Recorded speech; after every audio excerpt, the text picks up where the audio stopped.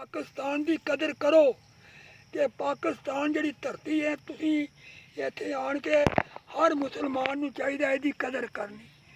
इहदा एक एक दर्रा जिहड़ा ना वो भी साडे वास्ते कीमती है। जिन्हां ने इहदा मंदिर देखिया है अल्लाह दी कसम है वो बंदे अखां तो नमीने ते जिस वक्त असीं पोस्ट लंघे हाँ पोस्ट मैंने बार्डर जी उत्ते इस तरह बंदे बैठे पाकिस्तान की धरती आ गई वो हिंदुस्तान की नारे मारे बंदियां दे खून वध गए। पाकिस्तान की धरती च आ गए हाँ। अन्य बंदे आखिया सानू झंडा चुम लैन दिओ असां खोड़े मर जाना। जमीन चुमी उन्हें साढ़े वर्गिया बजुर्ग साढ़े तो भी तुर नहीं सन सकते उन्होंने बच्चों ने चुके हुए सन। गड्ढा मोटर तो है सी कोना बसा ने आन के ला के चुक के गांह लियाने सी। उन्होंने बजुर्गों ने कहा सानू करो असी जमीन सजदा नहीं करते। उन्हें जमीन चुमी सी पाकिस्तान की असी इस धरती ते आन के जुल्म करने इंसाफ नहीं करते गरीबों का माल खाने गरीबों मारने बेन्याई करने।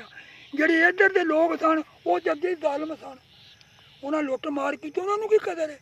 ਸਾਨੂੰ ਆਂਦੇ ਸੋਧੇ ਮਾਜਰ ਮਾਜਰ ਇੱਕ ਇੱਕ ਐਸਾ ਮਾਜਰ ਇਹਨਾਂ ਨੂੰ ਪਿੰਡਾਂ ਦੇ ਪਿੰਡ ਇਹਨਾਂ ਦੇ ਮੁੱਲ ਲੈ ਲੈਣ ਜਿਹੜੇ ਮਾਜਰ ਨੇ। ਮਾਜਰਾਂ ਬੜੀਆਂ ਮੁਸੀਬਤਾਂ ਵੇਖੀਆਂ ਅਸਤਾਗਫਾਰ ਮੇਰੀ ਤੋਬਾ। ਜਦੋਂ ਸਾਨੂੰ ਜਥੇ ਪੈਂਦੇ ਸੀ ਉਹ ਗੱਲਾਂ ਕਰੀਏ ਮੇਰੇ ਰੋਣ ਨਿਕਲ ਜਾਂਦਾ ਮੈਂ ਰੋਟੀ ਖਾਂਦਾ ਛੱਡ ਦੇਣਾ ਸਮਝ ਆਈ ਆ। ਬਾਕੀ ਕਬਰਸਤਾਨ ये शुक्र करो तुसी गुलामी तो निकल गए हो।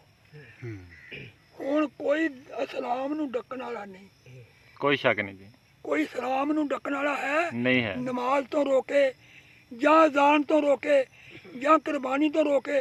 पहले बजुर्गों नूं अज तो कई सौ साल पहले अजान नहीं सी देण दिंदे सिख जिथे जोर सी बाहर इत्थे लड़ पए ना सिखां दा जोर सी ते अजान ना देण देनी मुसलमानां ने।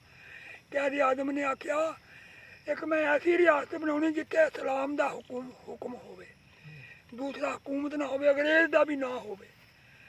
नेहरू लाल ने 17वां इजलास होया हुशियारपुर दे विच मीटिंगां होंदियां सन बड़ियां बड़ियां बादशाहां दियां।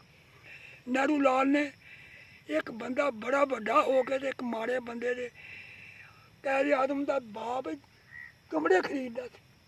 शेख ने खतरी शेख ते पर वड्डा सेठ सी कराची च चमड़े खरीददा सी एदा बाप जना पूजा ओहदा नां सी।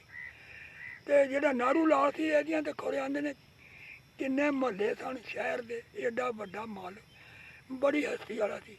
इहने बाबे अगे हत्थ जोड़े जना मीटर इहनूं आंदे सन 3 मील तक तेरी नज़र जांदी है।